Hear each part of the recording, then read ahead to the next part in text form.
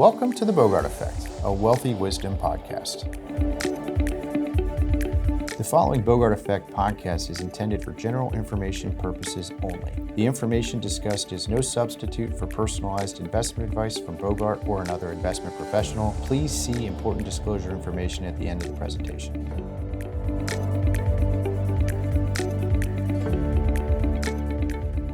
Hey, good morning. Welcome to the BOGART Effect. I've got Misty with me, and we're going to be talking about part 2 of our retirement planning series. Today's all about tax planning, tax strategies, things that we want to be thinking about. And so to start, Misty, what is tax planning? So tax planning encompasses a lot of different facets when you think about it. Sometimes people just assume tax planning is just what you're writing a check to the IRS is, your federal income taxes. But there's lots of different areas from tax planning when you think about in different phases of your life as well, of planning for today, as well as planning for the future and planning for your legacy as well. And that can incorporate personal income taxes, state income taxes, tax strategies, as far as Medicare premiums. There's a lot of information when you say tax planning that comes into play. And a lot of people think that it's just a matter of what's happening today. But it's really when we're doing the planning, we're looking at today as well as planning for the future and staying aware of all of the different tax law changes that may or may not be coming down the pipeline. I couldn't have said it better. The fact of it remains is that a successful tax strategy isn't just one decision that we're making, right? It is the culmination of many decisions over many years that really creates an optimization with regards to tax work. So I think probably to dive in and be impactful with this discussion, we should probably talk a little bit about the phases of tax planning and a little bit what that looks like, and some would be beneficial for our clients themselves. Some might be more beneficial for their kids. Some might be beneficial for the parents of our kids. But as we talk about tax planning, really, it all starts right when someone starts making money, right? Like this is going all the way back to even potentially the first job that you have while you're in high school or middle school and you're making some money. Because when I think about that, that is the perfect opportunity for mom and dad or even grandpa or grandma to put money into tax-favored retirement accounts for someone. And maybe even as we're doing this, Misty, let's talk for a quick second about the different types of accounts, because we could talk about how we're saving money. And so I think to frame it, there's 3 different high-level types of accounts. There's non-qualified accounts, which would be a brokerage account. A checking account falls into that category. If someone's under the age of 18, they have to go into a minor account. Usually we use UTMAs for those. But we pay tax on income as it accumulates, and we have capital gains taxes as we buy or sell things. Then the next bucket of monies is anything that's qualified. This would be a 401k, an IRA. We get a tax deduction to go in, so it reduces our taxable income as it goes into those accounts. It grows completely tax deferred. When we take the money out, we pay ordinary income. That also, those qualified account types also have what are called required minimum distributions, which Misty and I are going to talk a little bit more about later in the podcast. But that's a required amount that has to come out at the age of 73 or 75, depending upon what year you're born. And then the third bucket is Roth accounts. We put money in on an after-tax account. It grows completely tax-free when you're of the age of 59 and a half, and that money's have been in for over 5 years. All of it comes out, including the growth. And also, most importantly, there's no required minimum distributions on Roths. So the reason, I think we should spend a second explaining that is because when we have a child or a grandchild that is now entering into the workforce, and let's say mom and dad want to help them out with starting to save for whatever, retirement or just long-term savings, the absolute best place to do it is in a Roth account. And it's one of these conversations where whenever I'm visiting with a client, the second that we have any of their kids starting to make money, it's like, all right, if you're going to give them money, put it in a Roth. And it comes back to now that money's growing completely tax-free forever. And that creates a lot of impact. And coming back to the theme that we were talking about, Misty mentioned earlier, is a lot of tax planning comes down to not only where you're saving, how you're saving, and how much you're saving. So the earlier that we can get money into a tax optimized account like a Roth, and then time value of money kicks in, using a quick example. If somebody starts saving into a Roth account at the age of 21, and let's just assume that they do the maximum annual contribution is $7,000, well, by the time that person is 60, they're going to have over $1.7 million, assuming an 8% annualized growth rate. If they wait just 10 years to age 31 to start doing that same $7,000 a year, that 1.7 drops down to just under $1 million. So you do the math, right? That's $70,000 worth of contributions, 10 times 7,000. $70,000 of contributions equates to almost $700,000 as we fast forward. So the whole point is save early, save in a tax optimized environment as early as we possibly can. Let that money grow completely tax-free. So to me, that's the first place. And I think typically when we're talking to that generation, it's usually a conversation as you're entering the workforce, setting up the 401ks, right? And getting that allocation set up as well. Misty, what are you typically telling somebody who's just now entering the workforce? What's the best place to save? I mean, for somebody who is just in your workforce, doing the Roth portion of your 401k is the best place to just what you just said, as far as being able to have, that long time frame, tax-free growth the whole time to be able to accumulate all of that tax-free in retirement. And now, it's somewhat relatively new. So a lot of people who are retiring now maybe didn't have that component when they started 30 or 40 years ago. But now it's pretty standard for most 401ks to have that Roth component. And so the realization is that get that money in now, let it grow for the next 30 plus years. It's the best tax-free savings tool that you're going to be able to have. Sometimes people don't realize that, when they're saving, what the impact is in the future. And while they're at a lower tax rate potentially, when they're making their probably their lowest income levels when they're just starting out, it really doesn't have too much of an impact today as far as their cash flow. A lot of people are concerned about, I want to generate more cash flow for me today. But when they're just starting out, their income is low, not a huge tax disadvantage to going into the pre-tax. So I think the Roth is super beneficial over time. And then as they phase through life and their, their environment changes, their household changes, then you kind of evaluate different places to save. Yeah, I really want to highlight a statement you made there because it's so important. When you're first entering into the workforce, it is arguably, hopefully, the lowest taxable income you're ever going to be in. And at some point, so because of that, it makes a lot of sense. Get as much as you possibly can into the Roth. The other reason I'll emphasize this is getting that saving mindset as early as possible. Because remember, if we're putting it into the Roth, we're putting it in on an after-tax basis, right? So it might, for dollar, feel like less is being saved. But the fact of the matter is that that's now growing and compounding completely tax-free. Now, the other comment you made that I think is important to emphasize is this is something that needs to be revisited because as you continue to progress in your career and you start to make more money, there does become a point in time where it doesn't make sense to be saving at a very high tax bracket when ultimately, most likely in retirement, you're going to be in a lower tax bracket on an after-tax basis. And so at that point, we need to be having a conversation of should we be moving over to the qualified portion to reduce taxable income at these higher marginal brackets. Just to put a little math to this, let's say your first job out of school, you're making $60,000 a year. You're single, so you're going to be in the 12% tax bracket, right? Very simple. Yeah, to exactly what Misty and I are saying, like jam it into the Roth as fast as you can. It's hard to do, obviously, because you're young and everything is chipping away at the same dollars. But ultimately, getting it in early, as we've already talked about, has a significant impact. But let's say you're now 10 to 15 years in your career, and now your income has tripled, right? So now let's just say you're making $180,000. Well, in that same scenario, if you're still single, you're now in the well over the 24% bracket. You're into the 32% bracket or close to. And no, it might not make as much sense to be putting monies into a Roth at those tax brackets. And we need to be assessing that strategy.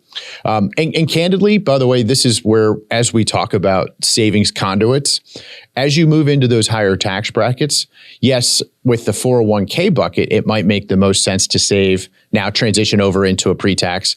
But once you move into those higher brackets, we now should start talking about how are you saving outside of your retirement accounts, because that then introduces things like, for example, a backdoor Roth strategy. And just a real quick sentence on that.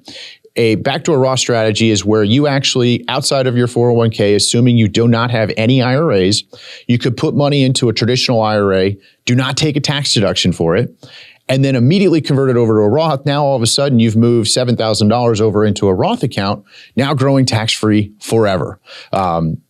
My terrible joke, Misty's heard my joke many times, but the financial advisor and us will have you save every dollar you make, leave nothing left to live. We'll have you work to your 80, die at 81. Plan's going to work great. It's a horrible joke, but there's a lot of truth to that, in that the more you save, and especially the more you save early on, the more impact it has later on down the road. But at the same token, the longer you work, the less years you have to cover from a retirement perspective. So it also kind of has an accretive element in that scenario as well. All right, Misty, I don't want to steal all the thunder here. I apologize. I get going. But, we've talked a lot about the early phase right out of school. We've talked about as you're into that wealth accumulation mode. And truthfully, when we're in that accumulation phase of life, this is where I actually think the most impact is. It's having these deliberate conversations around, where are we saving? How are we saving? And again, eye on the ball, because this whole conversation comes down to having that financial plan in place, understanding situationally where we are right now, how much are we spending relative to what we're making? And then it becomes a discussion of, all right, fast forward to future years. Where are we projected our tax rates are going to be not only then, but what is our spending doing relative to the amount of taxes that we're projected to have to spend?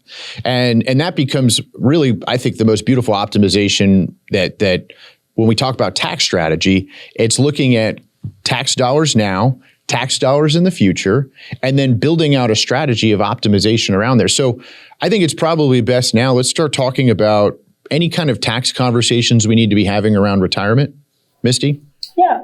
I mean, in a perfect world, as we're building these habits, I mean, the first foundation was, getting that saving when you're young, so you're used to it. So as you get through those accumulation years and you get into retirement, you're just used to that accumulating and that saving mode. And in a perfect world, we want to have all three of those buckets that we've talked about. We want to have the non-qualified, and we want to have the pre-tax and the Roth after-tax bucket, because we don't know what our tax bracket is going to be in the future. We can't control that. So for our financial advisors, it's great to be able to have all three of those buckets. So as we start to venture towards retirement, I'm looking, at the diversification of where somebody's buckets are, so that if we need to make some adjustments in those, 5 to 7 years or whenever it is we start working together, and also based upon when do they want to retire? Do they want to retire early? So now we need to have access to some of those dollars, and that can affect where we're saving as well. So it does get very complicated. There's no right answer. How much should you have in each bucket? It's very specific to each person, because I think a lot of times people think that they're going to be in a higher tax bracket in retirement. And I think naturally we think that's because I'm going to be spending. Well, for most people, if they're saving while they're working, they're not going to need as much as they think they need. So a lot of times their tax bracket does go down, because if you're only bringing home, 70% of your paycheck, if you're making 300, you really don't need 300 in retirement for most individuals. So there's a lot more of those projections and looking at where the money's going and trying to figure out what is the right optimization for each person. You'll hear a lot of people say everything should be in a Roth.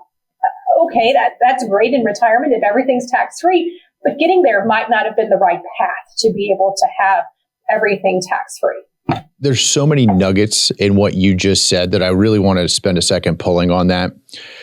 Cash flow strategy. So this is really that lead up time frame to retirement, right? 5 to 7 years is really the time frame that we're talking about. But this is where if you don't have a financial plan, you absolutely need to have one. I think exactly what you said. We want to see wealth accumulated in multiple different tax categories, right? So the non-qualified, that pre-tax, and the Roth.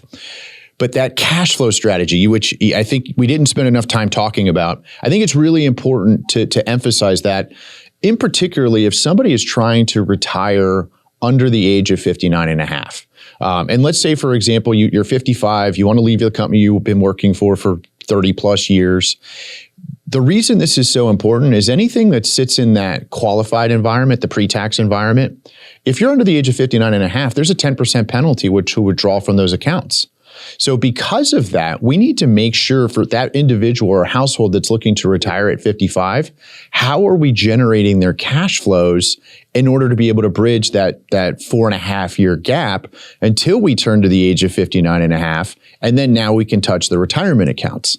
And that's why, again, if you're of the mindset that you want to retire early, we really should be having these planning conversations. And again, it is tax intertwined here because of the penalty and fees associated with drawing from those retirement accounts. Now, caveats here, right? There are certain types of retirement accounts that have company stock, for example, in the 401k, and you have tax provisions, for example, called net unrealized depreciation, which we have webinars and we have whole podcasts talking about NUA and what that is. But NUA is a tax strategy where we can take money out of the 401k, specifically talking about the company stock, and use that as part of the cash flow strategy. That's one way. But otherwise, we need to be saving it. We need to be accumulating it there so that we're ready to go when age 55 happens to be able to bridge that gap. Yeah, because the fact of the matter is most people don't want to work till 59 and a half. At least that's kind of what I find. So we want to be prepared. I do feel like people are wanting the ability to retire a little earlier. And even if you don't know what that number means, so if you're working with somebody who's younger, it's very hard for them to figure out what they want retirement to be or when it is. But as long as we have this diversification part that we start to incorporate into their plan, then when they get close to retirement and we're doing that planning, we don't have to suddenly go back and try to correct and fix and rework some of these accounts. I would emphasize optionality and flexibility, right? Like that's exactly what we've done. And it all starts with having that plan in place. Coming back to the whole thesis of this podcast is around planning retirement strategies and things to be thinking about, but understanding there's tax implications for each and every one of these.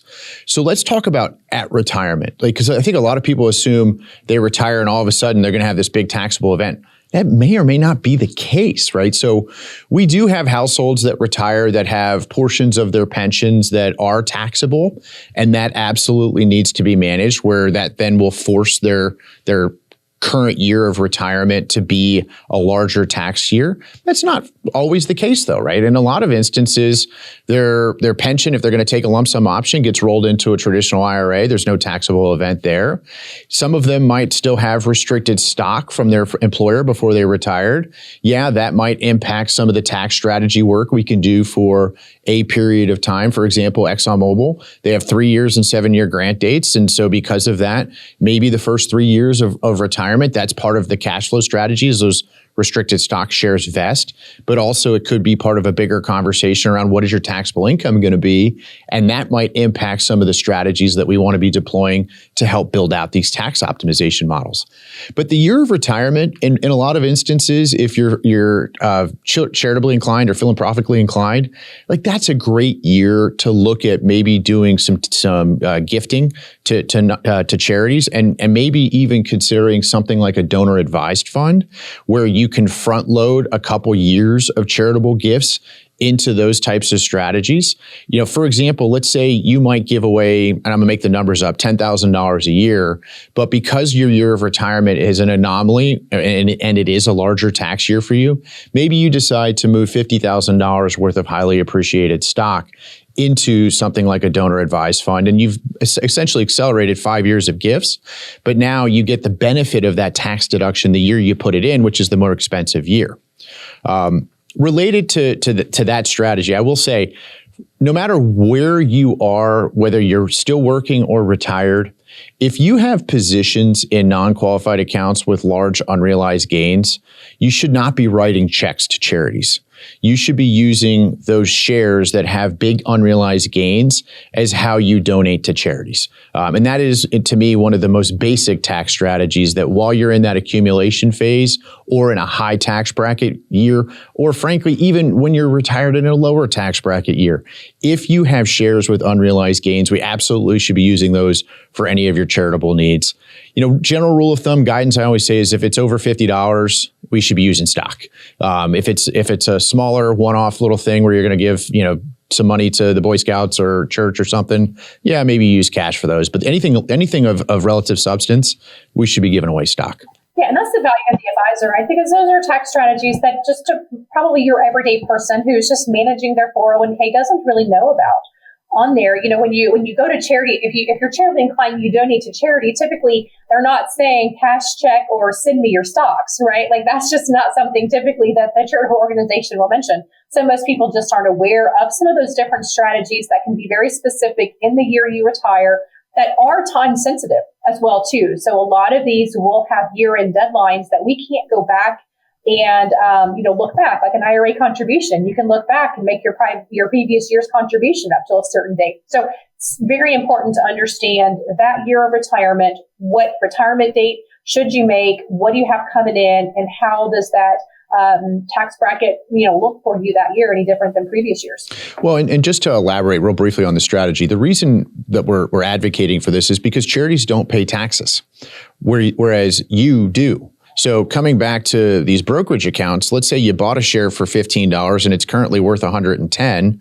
Well, the fact is you got $95 of unrealized gain there. If we needed to sell that share for $110 to pay the charity, you're going to pay your capital gains taxes on that $95 worth of gain, whereas the charity doesn't. So you can donate them that one share worth $110 and not pay any of the tax on that unrealized gain. You get the benefit of the deduction at $110, but there's no tax implication to you. And that's why it's so important to talk about giving away stock as opposed to writing checks. And candidly, if you still want to own that same share of stock, then put $110 back in your account, buy that share for what it's worth at the time, and now you have a higher cost basis, right? So you're not out anything net, but we're not having to pay the tax along the way, which reduces the value of that benefit to you. All right, so then when we transition into retirement and we talk about tax management, tax strategy, what are some of the things that we're doing with clients as we're entering into the deaccumulation phase, Misty? Well, I mean, there's a lot of things. I think sometimes on paper, people don't realize all of the things that are going on in the background when they have their financial analysis in front of us, the things that we're thinking about in the future. They just think, here's my tax bill today. How do I reduce it today? But there's lots of strategies of looking at, what your spend level is, what's your tax bracket today, what's your tax, bracket going to be in the next couple of years and throughout retirement, because your spend levels can change. A lot of times we've talked about this before of the go-go years, right? So those first couple of years of retirement, maybe they're a little bit longer for people, are typically probably your highest spend levels. And so we probably want to look at, what does that look like? So what tax bracket does that put you into?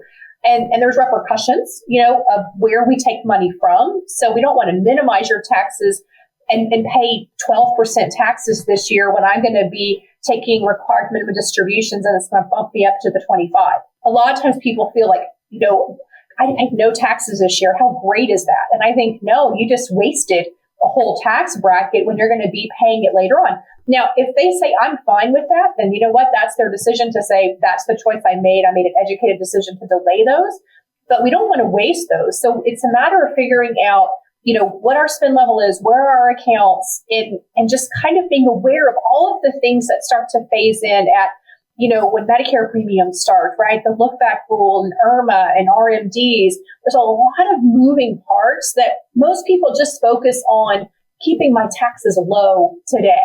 And there's a lot of things that really come into play to figure out where do we pull money from in those hopefully 3 buckets that we've accumulated for people to minimize that. Bingo. Yeah. So I think if I summarized what you just said, we need to have a tax strategy for your cash flows. And, general guidance we always say is we want to spend on those non-qualified accounts first because we're paying tax on dividends and because we have capital gains rates, which frankly are still lower than ordinary income rates, right? Then we move into the pre-tax accounts. And then last place we ever would touch is the Roths. Well, the reason for all of this comes down to the whole conversation around tax dollars now versus tax dollars in the future. And to Misty's point, when we spend on the non-qualified accounts, we're actually bringing your tax brackets down artificially because we're using after-tax dollars, which provides flexibility for strategies. And those strategies could be looking at things like Roth conversion. So a lot of our client households, we're having these active conversations of, okay, we're going to be in the 12% bracket because we're using after-tax dollars for living. But we're projected you're going to be in a 25% effective tax rate in the future. We should look at doing some conversions between the IRAs now, move them over to the Roth. And oh, by the way, the earlier we can do that, same conversation around saving, but the earlier we can do these Roth conversions, the better off we are, because any growth that happens between now and when you hit that age for required minimum distributions, we would prefer to have it in the Roth and not in the IRA, and then doing these Roth conversions just right before you turn 73 or 75, as an example. Okay. And then the other nugget I wanted to pull on that you mentioned was IRMA, Medicare premiums. This is something where Medicare kicks in at age 65, but most people don't realize that your income from 2 years prior is what drives your premium. So the age 63 is the first year that income gets factored in for whatever your Part B premiums are going to be. And by the way, that's a rolling every 2 years. So it's not like that 1 year matters. So every year thereafter matters. And in most instances, because of required minimum distributions, again, at age 73 or age 75, that number is going to be pretty much established based upon what your IRA account balances are going to be. I tend to really advocate for not letting the IRMA tail wag the tax dog here in terms of the conversations, because when we talk about IRMA premiums, yes, it could save a relatively meaningful amount of money, $100 a month or so, in what those premiums could be. And in some instances, it could be more than that. But the fact remains, when we look at the economic impact of that wealth accumulation happening in the Roth versus the traditional IRA and what that does to your future tax rates when they're when we hit the age of required minimum distributions, in almost every instance, it makes a lot more sense to do the Roth conversions or take the distribution from the IRA in order to be able to bring down those balances for what the implication is going to be in future years.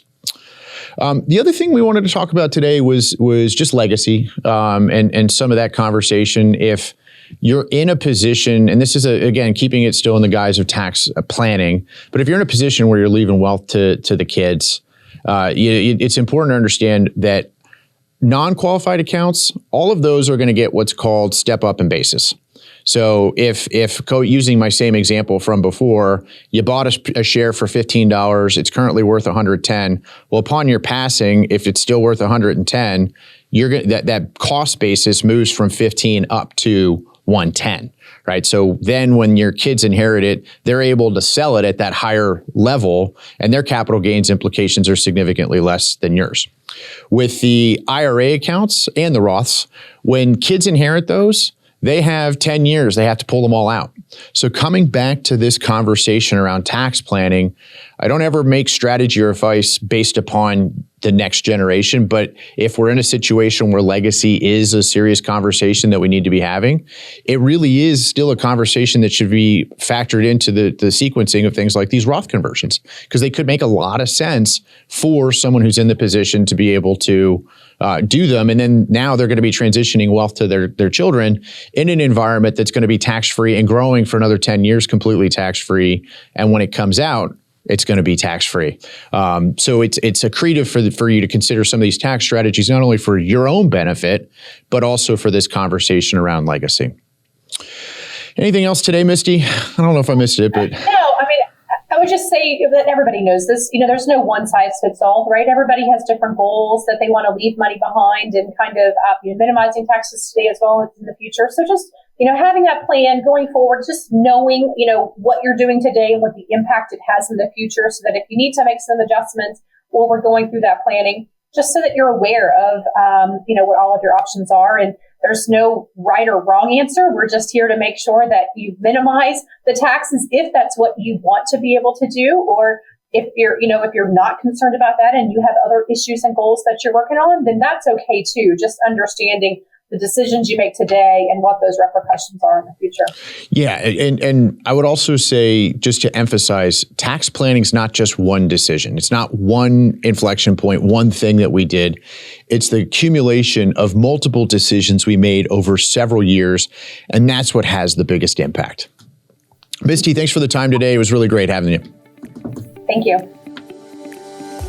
The previous presentation by Bogart Wealth was intended for general information purposes only. No portion of the presentation serves as the receipt of or as a substitute for personalized investment advice from Bogart Wealth or any other investment professional of your choosing. Different types of investments involve varying degrees of risk, and it should not be assumed that future performance of any specific investment or investment strategy or any other non-investment related or planning services, discussion, or content will be profitable, be suitable for your portfolio or individual situation, or prove successful. Neither Bogart Wealth's investment advisor registration status nor any amount of prior experience or success should be construed that a certain level of results or satisfaction will be achieved if Bogart Wealth is engaged or continues to be engaged to provide investment advisory services. Bogart Wealth is neither a law firm nor accounting firm, and no portion of its services shall be construed as legal or accounting advice. No portion of the podcast content should be construed by a client or prospective client